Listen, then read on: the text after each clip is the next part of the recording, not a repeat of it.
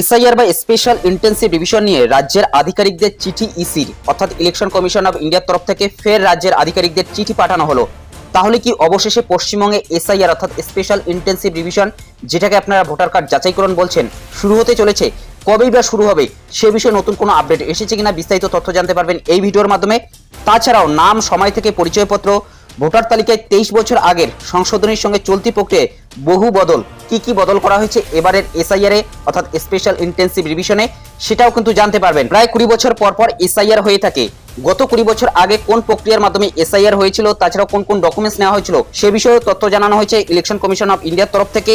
তাছাড়াও খসড়া ভোটার তালিকায় নাম তুলতে আধার নিয়ে অনলাইনে আবেদন করা যাবে জানিয়ে দিল সুপ্রিম কোর্ট। সুপ্রিম কোর্টের তরফ থেকে সম্পূর্ণ নতুন নির্দেশিকা দেওয়া হয়েছে, আধার কার্ডের মাধ্যমেও নাম তোলা যাবে খসড়া তালিকায়। তাহলে কি অবশেষে আধার কার্ডের মাধ্যমে এসআইআর অর্থাৎ স্পেশাল ইন্টেন্সিভ রিভিশনে আপনি যাচাই করতে পারবেন? অর্থাৎ আপনি যে একজন সঠিক ব্যক্তি, সেক্ষেত্রে কি আর অন্য কোনো ধরনের ডকুমেন্টস দিতে হবে না? যেখানে জন্ম সার্টিফিকেট, তাছাড়াও পাসপোর্ট, জমির দলিল, কোনো সরকারি নথি চাওয়া হয়েছিল, সেগুলোর কোনো কিছুই কি প্রয়োজন নেই? শুধুমাত্র আধার কার্ড দিয়ে আপনি কি যাচাই করতে পারবেন? সে বিষয়ে সুপ্রিম কোর্টের তরফ থেকে কি জানানো হয়েছে বিস্তারিত তথ্য জানতে পারবেন। ভিডিওটি প্রথম থেকে শেষ পর্যন্ত কন্টিনিউ করুন। তো ভিডিওটি শুরু করার আগে ছোট্ট একটি রিকোয়েস্ট, ভিডিওটিতে একটি লাইক করে দিন, চ্যানেলে নতুন হলে চ্যানেলটি সাবস্ক্রাইব করে নিয়ে পাশে থাকা বেল আইকনটি প্রেস করে অল নোটিফিকেশনটি অন করে দেবেন। প্রথমেই আমরা দেখে নিচ্ছি এসআইআর নিয়ে রাজ্যের আধিকারিকদের চিঠি ইসির। সেখানে কি বলা হয়েছে অন স্ক্রিন দেখতে পাচ্ছেন। এসআইআর নিয়ে রাজ্যের আধিকারিকদের চিঠি ইসির। বিশেষ নিবিড় সংশোধন বা এসআইআর শুরু করার প্রস্তুতি কোন পর্যায়ে তা জানতে ফের দেশের প্রতি রাজ্যের মুখ্য নির্বাচনী আধিকারিক বা সিও দের চিঠি দিল নির্বাচন কমিশন।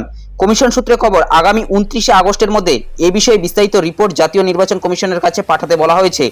অর্থাৎ প্রত্যেক রাজ্য থেকে কিন্তু 29 আগস্টের মধ্যে জাতীয় নির্বাচন কমিশনের কাছে সে বিষয়ে রিপোর্ট দিতে হবে। উল্লেখ্য, এর আগে গত 5ই আগস্ট এআরও সহ বিভিন্ন শূন্যপদ পূরণের কাজ দ্রুত শেষ করা সহ প্রস্তুতি পর্ব সেরে রাখার জন্য সিওদের নির্দেশ দেওয়া হয়েছিল।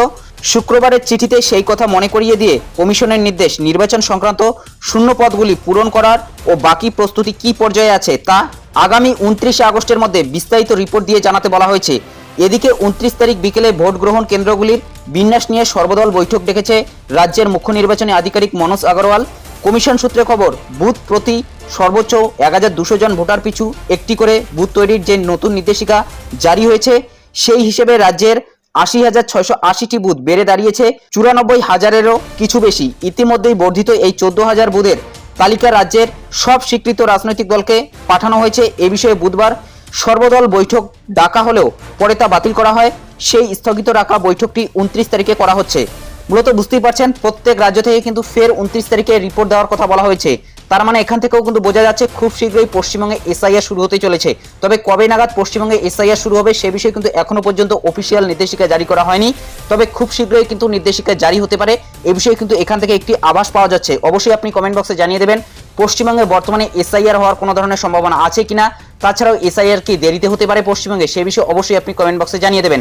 তবে এখনো পর্যন্ত যেটা আপডেট জানা যাচ্ছে যে প্রতিনিয়তই কিন্তু ইসি অর্থাৎ ইলেকশন কমিশন অফ ইন্ডিয়ার তরফ থেকে অর্থাৎ জাতীয় নির্বাচন কমিশনের তরফ থেকে এই সংক্রান্ত কিন্তু রিপোর্ট নেওয়া হচ্ছে প্রায় প্রতিটা রাজ্য থেকেই। চলুন এখন আমরা জেনে নিচ্ছি সুপ্রিম কোর্টের তরফ থেকে কি জানানো হয়েছে আধার কার্ড নিয়ে। যে 11টি নথির কথা কমিশনের তরফ থেকে জানানো হয়েছিল, তাহলে কি সেই 11টি নথির মধ্যে কোনো একটি নথি না দিয়েও শুধুমাত্র আধার কার্ড দিয়ে আপনি এসআইআর এ প্রমাণ করতে পারবেন? দেখুন, বলা হয়েছে খসড়া ভোটার তালিকায় নাম তুলতে আধার নিয়ে অনলাইনে আবেদন করা যাবে জানিয়ে দিল সুপ্রিম কোর্ট। অর্থাৎ সুপ্রিম কোর্টের তরফ থেকে সম্পূর্ণ নতুন কিন্তু নির্দেশ দেওয়া হয়েছে। বিহারের ভোটার তালিকায় বিশেষ এবং নিবিড় সংশোধন এসআইআর সংক্রান্ত মামলায় শুনানি ছিল সুপ্রিম কোর্টে। সেই মামলার শুনানিতে শীর্ষ আদালত জানালো, বিহারে খসড়া ভোটার তালিকায় যাদের নাম নেই বা বাদ গিয়েছে তারা আধার নিয়ে অনলাইনেও আবেদন জানাতে পারবেন। অর্থাৎ এখানে কিন্তু স্পষ্ট বলা হয়েছে তারা আধার নিয়েও অনলাইনে আবেদন জানাতে পারবেন। কমিশনকে সুপ্রিম কোর্টের প্রস্তাব, আবেদনের সময় আধার বা পরিচয়ের যে কোনো নথি নেওয়া হোক, অন্য নথির জন্য ভোটারদের সময় এবং সুযোগ দেওয়া হোক। সুপ্রিম কোর্ট জানিয়েছে 1 সেপ্টেম্বর পর্যন্ত অভিযোগ জানাতে পারবেন ভোটারেরা। তাদের সহযোগিতা করতে পারবেন বুথ লেভেল এজেন্টরা। তাছাড়া বিহারের মুখ্য নির্বাচনী আধিকারিককে সব রাজনৈতিক দলের সভাপতিকে নোটিশ দিতে বলেছে শীর্ষ আদালত। সেই নোটিশে জানানো হয়েছে 1 নম্বরে ভোটারেরা নিজে অথবা এজেন্টদের সহযোগিতায় অনলাইনে আবেদন জমা দিতে পারবেন, সশরীরে যাওয়ার প্রয়োজন নেই। 2 নম্বরে 1 সেপ্টেম্বরের মধ্যে বাদ পড়া ভোটারদের বিষয়ে অভিযোগ জানানো যাবে। 3 নম্বরে বিএলওদের কাছে সরাসরি ফর্ম জমা দিলে রসিদ দিতে হবে। তবে এই রসিদ দেওয়া মানেই ফর্ম গ্রহণ করা হলে এমনটা ধরা যাবে না। শুক্রবারের শুনানিতে শীর্ষ আদালতের প্রশ্নের মুখে পড়ে রাজনৈতিক দলগুলি। বিচারপতি সূর্যকান্ত এবং বিচারপতি জয়মাল্য বাগচির বেঞ্চের মন্তব্য, বুথ লেভেল এজেন্ট অর্থাৎ বিএলও রাজনৈতিক দলের হয়। এলাকায় প্রায় সবাই তাদের চেনেন, কারো নাম বাদ গেলে এজেন্টরা নিশ্চয়ই জানবেন। তারা আপত্তি করছেন না কেন? কমিশনের আইনজীবী বলেন, প্রায় সব বুথেই এজেন্ট রয়েছে। রাজনৈতিক দলগুলির মধ্যে জোট থাকায় তারা সব বুথে আলাদা করে এজেন্ট নিয়োগ করেনি। আগামী 8ই সেপ্টেম্বর এই মামলা শুনানি রয়েছে। চলুন এখন বিস্তারিত জেনে নেওয়া যাক এর আগের দিন আদালতে কোন কোন বিষয় উঠে এসেছিল। আদালতের দুই পক্ষে সওয়াল পর্ব তুলে ধরা হলো। এখানে কমিশন প্রথমেই জানিয়েছিল ভুলবশত কারো নাম বাদ পড়লে আবেদন করা যাবে, স্বপক্ষে অতিরিক্ত নথিও নেওয়া হবে। সব থানা, পঞ্চায়েত এলাকা এবং এজেন্টদের বাদ পড়াদের তালিকা প্রকাশ করা হয়েছে। কোনো রাজনৈতিক দল এখনো পর্যন্ত একটিও অভিযোগ জমা দেয়নি। এরপরে সুপ্রিম কোর্টের তরফ থেকে জানানো হয়, স্বীকৃত 12টি রাজনৈতিক দলের সব বুথ এজেন্ট নেই, প্রয়োজনে তারা এজেন্ট নিয়োগ করতে পারবে। কমিশন জানায়, বিহারের সব রাজনৈতিক দলের কাছে তালিকা পাঠানো হয়েছে, তারা খতিয়ে দেখছে। 1.6 লক্ষ এজেন্ট তালিকা দেওয়া হয়েছে, প্রতিদিন 10টি করে বাদ পড়া নাম খতিয়ে দেখছে। এই কাজ শেষ হলে সম্পূর্ণ তালিকা প্রকাশ করা হবে। এরপর কমিশন আবারও জানায়, নথি যাচাই এবং অভিযোগের সুযোগ দেওয়া হবে সবাইকে, তার আগে কোনো নাম বাদ দেবে না ইআরও। মামলাকারী পক্ষের অন্যতম আইনজীবী প্রশান্ত ভূষণ জানান, অনেক পরিযায়ী শ্রমিকের নাম বাদ গিয়েছে, তারা কাজের জন্য বাইরে আছেন, তারা ফিরে আসতে পারেননি, তাদের নাম তো বাদ গেল। বিচারপতি কান্ত জানান, কিন্তু এজেন্টরা গ্রামের মানুষ, ছোট গ্রামের, একে অপরকে চেনবে, তারা সেই তথ্য জানাননি কেন? বিচারপতি কান্ত আবারও বলেন, আমরা ভাবছি এজেন্টরা কি করছেন, রাজনৈতিক দলের কর্মীদের সঙ্গে সাধারণ মানুষের এত দূরত্ব কেন? এরপর সুপ্রিম কোর্টের তরফ থেকে ফের জানানো হয়, পুরো বিষয়টি আমরা বিবেচনা করছি, আমরা চাইছি এই পুরো প্রক্রিয়া হোক ভোটার বান্ধব। এরপর কমিশন জানায়, অযথা বিষয়টি নিয়ে জটিলতা বৃদ্ধি করছেন মামলাকারীরা। 99% বেশি মানুষ আবেদন করেছেন, কমিশনের উপর বিশ্বাস রেখেছেন। বিচারপতি বাগচি জানান, রাজনৈতিক দলগুলির থেকে ভোটাররা নিজেদের অধিকার নিয়ে অনেক বেশি সচেতন। বিচারপতি কান্ত ফের জানান, আবেদন জমা দেওয়ার ক্ষেত্রে আধার বা পরিচয়ের যে কোনো নথি নেওয়া হোক। ধরুন আজ আধার দিয়ে আবেদন করলাম, কিন্তু মাধ্যমিক সার্টিফিকেট খুঁজে পাওয়া যাচ্ছে না, সেক্ষেত্রে আবেদন জমা নিন, বাধা দেবেন না, অন্য নথির জন্য সময় এবং সুযোগ দিন। অর্থাৎ এখানে কিন্তু বলা হয়েছে, যদি আধার দিয়ে কেউ আবেদন জানাতে চায় সেক্ষেত্রে কিন্তু জানাতে পারবে, তবে যাদের নাম খসড়া লিস্টে ওঠেনি তাদের ক্ষেত্রে কিন্তু এই কথাটি বলা হয়েছে। তবে মাধ্যমিকের সার্টিফিকেট বা অন্য কোনো কিছু ডকুমেন্টস যদি খুঁজে পাওয়া না যায়, তার আগ মুহূর্ত পর্যন্ত আধার কার্ড দিয়ে কিন্তু সেই আবেদনকারী আবেদন জানাতে পারবে। এরপর কমিশনের তরফ থেকে জানানো হয়েছে, কোটি কোটি মানুষ আবেদন জমা দিয়েছেন, কয়েকদিন অপেক্ষা করুন, অনেক গল্প ছড়ানো হচ্ছে, কমিশনের উপর আস্থা রাখুন। সুপ্রিম কোর্টের তরফ থেকে জানানো হয়েছে, খসড়া তালিকায় নাম তোলার জন্য অনলাইনে আবেদন করা যাবে, খসড়া তালিকায় নাম না থাকলে 1 সেপ্টেম্বর পর্যন্ত অভিযোগ জানানো যাবে। সুপ্রিম কোর্টের তরফ থেকে আবারও জানানো হয়, বিহারের 12টি রাজনৈতিক দলের 1.67 এজেন্ট রয়েছেন, তারা প্রতিদিন 10টি করে নাম যাচাই করছেন। অর্থাৎ প্রতিদিন 16 লক্ষ বাদ পড়া নাম যাচাই করা হচ্ছে। 65 লক্ষের নাম যাচাই করতে 4 থেকে 5 দিন সময় লাগা উচিত, তারপরেও অতিরিক্ত সময় থাকছে। ভোটাররা অভিযোগ জানাতে পারবেন, তাদের সহযোগিতা করতে পারবেন বুথ লেভেল এজেন্টরা। সুপ্রিম কোর্টের তরফ থেকে আবারও জানানো হয়, ভোটারদের প্রয়োজনীয় আবেদন জমা দেওয়ার ক্ষেত্রে 11টি নথির যে কোনো একটি অথবা আধার কার্ড জমা দেওয়ার জন্য সহযোগিতা করতে পারবেন এজেন্টরা। অর্থাৎ এখানে বলা হয়েছে, যাদের নাম খসড়া লিস্টে ওঠেনি তারা আবেদন জানাতে পারবে। 11টি যে নথি জারি করা হয়েছে সেই 11টি নথির মধ্যে যে কোনো একটি নথি, যদি এই 11টি নথির মধ্যে কোনো একটি নথিও না থাকে সেক্ষেত্রে সেই ব্যক্তি আধার কার্ডের মাধ্যমেও অনলাইন আবেদন জানাতে পারবেন এবং সেই ফর্ম কিন্তু জমা নিতে হবে। সুপ্রিম কোর্টের তরফ থেকে আবারও জানানো হয়, বিহারের মুখ্য নির্বাচনী আধিকারিককে সব রাজনৈতিক দলের সভাপতিকে নোটিশ দিতে হবে, সেখানে জানাতে হবে 1 নম্বরে ভোটাররা নিজে অথবা এজেন্টদের সহযোগিতায় অনলাইনে আবেদন জমা দিতে পারবেন, সশরীরে যাওয়ার প্রয়োজন নেই। 2 নম্বরে 1 সেপ্টেম্বরের মধ্যে বাদ পড়া ভোটারদের বিষয়ে অভিযোগ জানানো যাবে।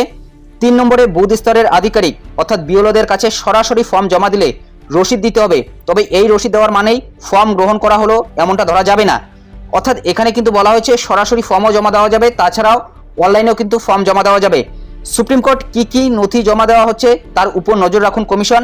এরপর আবারও কিন্তু সুপ্রিম কোর্টের তরফ থেকে জানানো হয়, কমিশনকে রসিদ অনলাইনে প্রকাশ করতে হবে। মূলত বুঝতেই পারছেন, বিহারে যাদের নাম খসড়া লিস্টে ওঠেনি তাদের 11টি নথির মধ্যে যে কোনো একটি নথি দিয়ে কিন্তু আবেদন জানাতে হবে।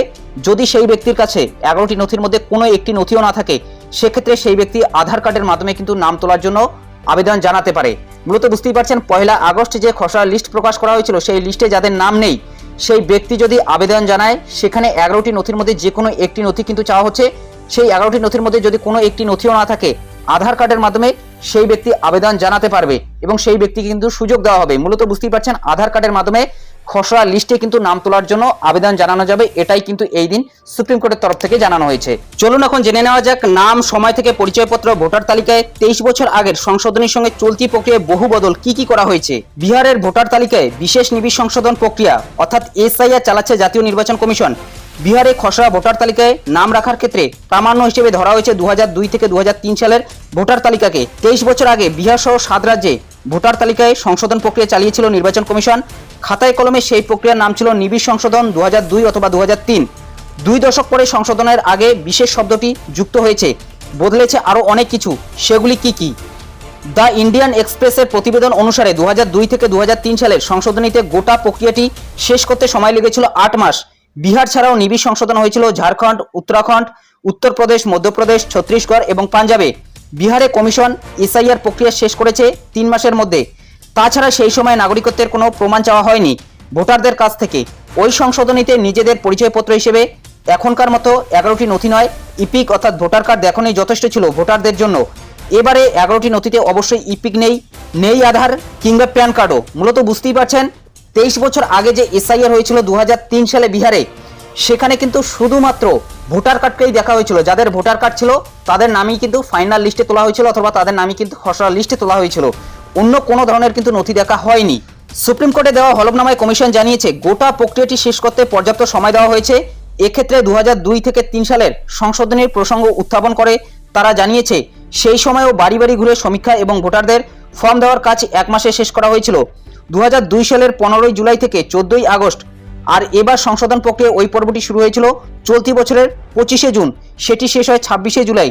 সেই হিসেবে কমিশনের যুক্তি তথ্যগতভাবে ঠিক, কিন্তু এও ঠিক যে 23 বছর আগে গোটা প্রক্রিয়াটি শেষ করতে সময় লেগেছিল 8 মাস। এই প্রসঙ্গে নির্বাচন কমিশনের অবসরপ্রাপ্ত এক আধিকারিক বলেন, বিহারের চলতি এসআইআর প্রক্রিয়া ভোটকর্মীদের প্রশিক্ষণ, বাড়ি বাড়ি ঘুরে সমীক্ষা, পরিচয়পত্র সংগ্রহণ, যাচাই এবং চূড়ান্ত ভোটার তালিকা প্রকাশ, গোটা প্রক্রিয়াটি 97 দিনে শেষ করা হচ্ছে। কিন্তু আগের সংশোধন প্রক্রিয়া শুরু হয়েছিল 2002 সালের মে মাসে আর শেষ হয়েছিল ওই বছরের ডিসেম্বর মাসে। দ্য ইন্ডিয়ান এক্সপ্রেসের পরিসংখ্যান অনুসারে আগের সংশোধন প্রক্রিয়া প্রাথমিক ভোটার তালিকা তৈরি করতে এবং ভোটকর্মীদের প্রশিক্ষণ দিতে 74 দিন সময় নিয়েছিল কমিশন। বাড়ি বাড়ি ঘুরে যাচাই প্রক্রিয়া শেষ করতে সময় লেগেছিল 31 দিন। খসড়া তালিকা তৈরির ক্ষেত্রে 60 দিন, আপত্তি কিংবা অভিযোগ গ্রহণের জন্য ধার্য হয়েছিল 15 দিন। আর সেই সব অভিযোগের নিষ্পত্তি, সংশোধন, ভোটার তালিকায় নতুন নাম সংযোজন বা বিয়োজনের কাজ করা হয়েছিল 61 দিনে। গোটা প্রক্রিয়াটি চলেছিল 243 দিন ধরে। পক্ষান্তরে এবছর বাড়ি বাড়ি গিয়ে ফর্ম বিলি, সমীক্ষা, বুথ স্তরের আধিকারিকদের প্রশিক্ষণের কাজ চলছে 31 দিন ধরে। 25 জুন থেকে 26 জুলাই জমা পড়া ফর্ম খতিয়ে দেখে খসড়া ভোটার তালিকা তৈরি করা হয়েছে 5 দিনে। 27 জুলাই থেকে 31 জুলাই খসড়া ভোটার তালিকা প্রকাশিত হয়েছে 1 আগস্ট। কমিশন জানিয়েছিল 1 আগস্ট থেকে 1 সেপ্টেম্বর 31 দিন ধরে ভোটার তালিকা সংক্রান্ত অভিযোগ এবং আপত্তি জানানো যাবে। 25 সেপ্টেম্বরের মধ্যে সমস্ত আপত্তি এবং অভিযোগের নিষ্পত্তি করা হবে। চূড়ান্ত ভোটার তালিকা প্রকাশ করা হবে 30 সেপ্টেম্বর।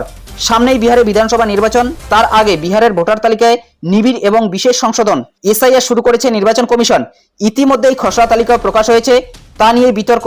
এই খসড়া তালিকা থেকে 65 লক্ষ নাম বাদ পড়েছে, তা নিয়ে প্রশ্ন তুলতে শুরু করেছে বিরোধী রাজনৈতিক দলগুলি। প্রশ্ন উঠেছে সুপ্রিম কোর্টেও। মূলত বুঝতেই পারছেন বিহারে যে 2002 থেকে 3 সালের মধ্যে এসআইআর হয়েছিল, সেখানে কিন্তু কোনো ধরনের নথি দেখা হয়নি। শুধুমাত্র যাদের কাছে ভোটার কার্ড ছিল তাদের নামই কিন্তু খসড়া লিস্টে উঠেছিল, অথবা তাদের নামই কিন্তু পরবর্তীতে ফাইনাল লিস্টে উঠেছিল 2002-3 সালে। তবে সেই সংশোধনটার নাম ছিল নিবিড় সংশোধন 2002-2003। এবং বর্তমানে তার আগে বিশেষ কথাটি যুক্ত করা হয়েছে, অর্থাৎ বর্তমানে যে এসআইআর হচ্ছে সেখানে বিশেষ নিবিড় সংশোধন কথাটি উল্লেখ করা রয়েছে, অর্থাৎ স্পেশাল ইন্টেন্সিভ রিভিশন। তো এই বিষয়ে আপনাদের কি মতামত অবশ্যই কমেন্ট বক্সে জানাতে ভুলবেন না। স্পেশাল ইন্টেন্সিভ রিভিশন নিয়ে এই আপডেটগুলোই ছিল।